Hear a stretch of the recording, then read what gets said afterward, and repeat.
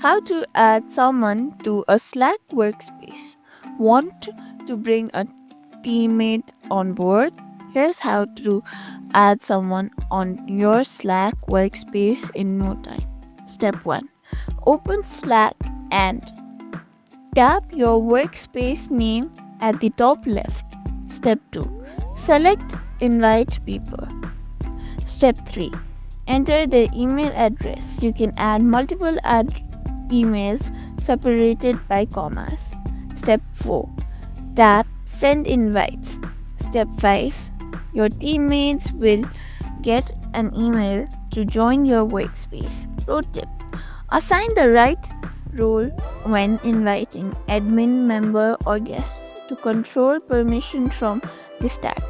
Adding new members is the first step to build your own dream team or on Slack.